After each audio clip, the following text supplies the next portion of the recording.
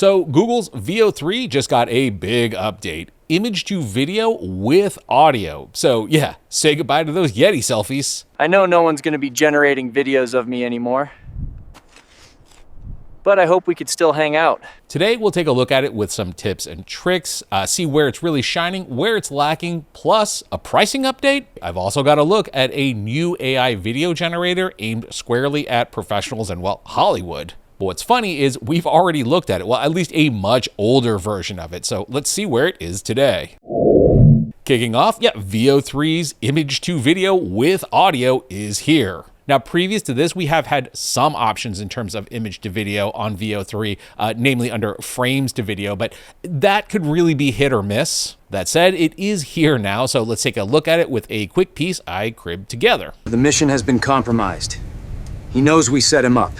He'll be coming after us. How could this happen? The plan was foolproof. Who messed up? Just thought I'd cut in here, respectfully, sir. I'd say it was you plotting on an unsecured line. Agent Jones? You hacked this line? You didn't change your password like I told you to, did you? Fluffy Bunny is a good password. Let that serve as a quick reminder. It's probably time to change your passwords as well. But overall, I mean, pretty impressive. So that was actually 3 Midjourney images, all utilizing an sref code, kind of calling that 90s film look. I do think it nailed it, although this is a good point to mention that, we did get some Veo-3 pushback. Like, this was an image that I initially tried to use for our spy guy, and Veo-3 was like, nah, that's Tom Cruise. I know that's Tom Cruise. You know that's Tom Cruise. There was another one that I got that was pretty much a straight up Daniel Craig, and Veo-3 was like, again, like, no, I'm not going to do that. Celebrity likenesses and whatnot are not a huge issue to me. And well, the fact is that since it's not actually letting you generate, it's not like you're losing credits here. And they did fix the whole glitch with like refunding credits as well. So to use image to video, or as they like to call it, frames to video, you just simply come down to this menu here and then click frames to video. You will get options for first frame and last frame. Just click the plus button here and then either upload an image. You can generate your own image via, I guess, Imagen, but of course, it's more fun to upload your own images. The other surprising thing, and actually, well, I was pleasantly surprised, is that frames to video with audio works not only in like standard Veo-3, but it actually works in Veo-3 Fast as well. Fast, of course, being the cheaper version that only runs you 20 credits per generation, as opposed to Veo-3 Standard at 100 credits. For a quick look at what Fast versus, I guess, like regular Veo-3 looks like, this was an output that I generated in Veo-3. So this is just text to video in Veo-3 Fast. A little something extra for your wrist, Bond, if you need to make a quick exit. And if I don't? Then you've simply got excellent taste in timepieces. So for some fun, I took the first frame of that Veo-3 output and brought it over to Midjourney for a retexture to kind of give it a, like a more like classic 1960s Bond kind of look. So using that image alongside the exact same prompt in Flow got us this in Fast. A little something extra for your wrist, Bond, if you need to make a quick exit. And if I don't? Then you've simply got excellent taste in timepieces. And then next, rerunning it in Quality. A little something extra for your wrist, Bond, if you need to make a quick exit. And if I don't? Then you've simply got excellent taste in timepieces.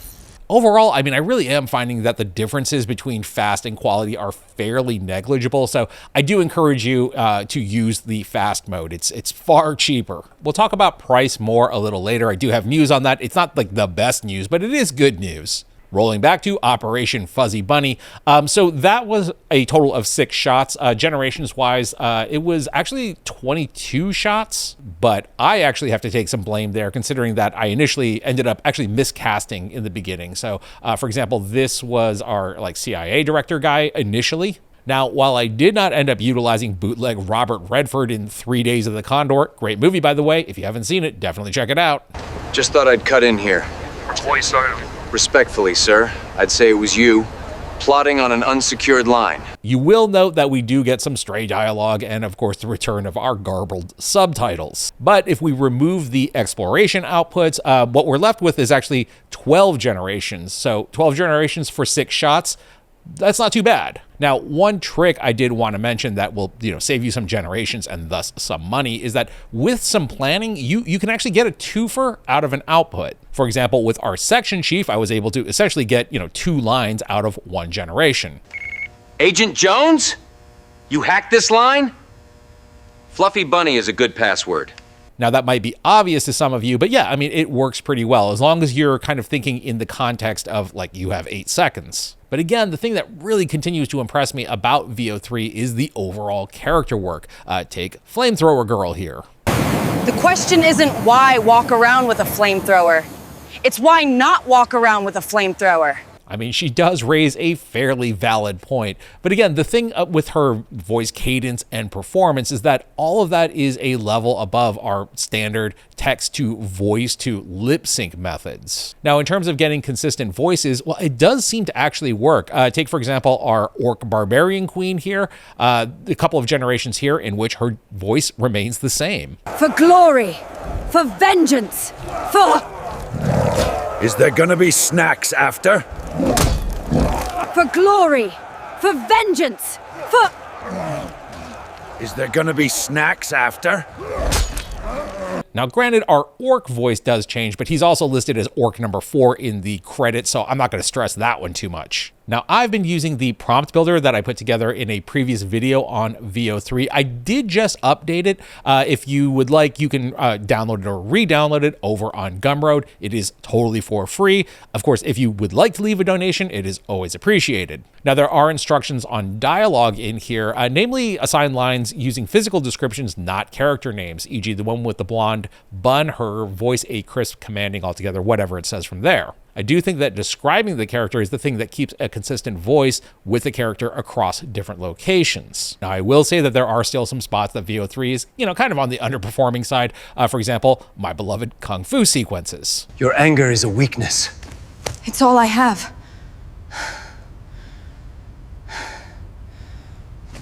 2 quick notes, she is not making it very far in the Mortal Kombat tournament with that milquetoast left hook. The other thing is, dude, you're gonna punch him in the ear after? That's kind of messed up. That said, I do have to give props that the dialogue is all present, even though, the actual performance might be lacking some energy. Conversely, taking that same image and running it in Midjourney, we end up with this output, which admittedly, still not completely perfect, but definitely a lot more energy, though again, at the cost of not having any sound and at a much lower resolution. I guess all of which is to say nothing is perfect yet, but by utilizing a combination of tools, I think you can get pretty close. Rounding out on a pricing update, which does have some good news, mostly in that they now allow for pro subscribers, those of you who are on the $20 plan, to top off your credits. Previously, this was only available on the $250 Ultra plan, but now, yes, you could kind of get away with having the $20 subscription and say, spending $50 for 5,000 credits,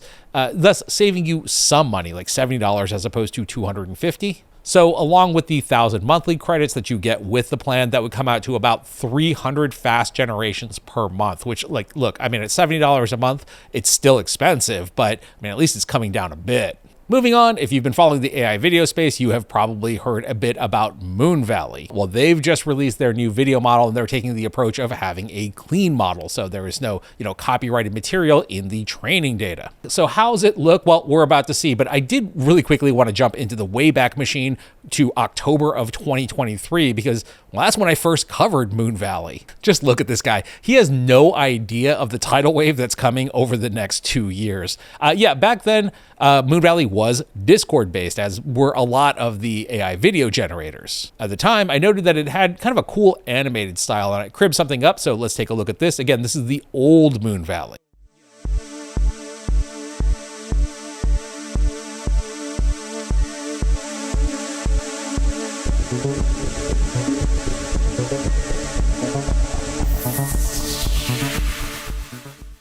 So again, that's October of 2023, all text to video.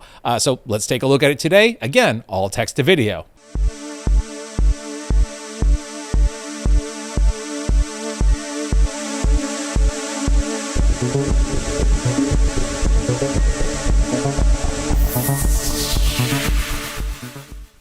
If if anything, I'll say that that serves as a really interesting look at, AI video over the last 2 years. Now, I do have to say that text to video in Moonvalley, at least currently, is probably its weakest aspect. Granted, it is launch day though, so, let's give them a hot minute. Obviously, being non-copyrighted data, things like an artist in a warehouse, obviously this stuff is going to do pretty well. And things like woman with a dark hair wearing a leather jacket in a hip coffee shop, this stuff looks great.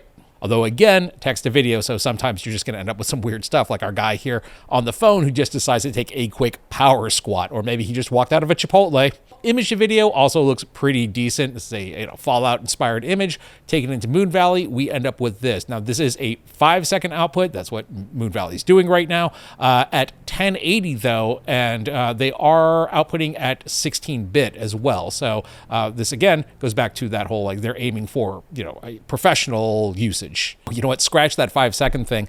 They apparently just launched shot extensions here, along with a number of other things that actually I did not have just a minute ago, like camera control from image, camera control from video, trajectory control, and shot extension.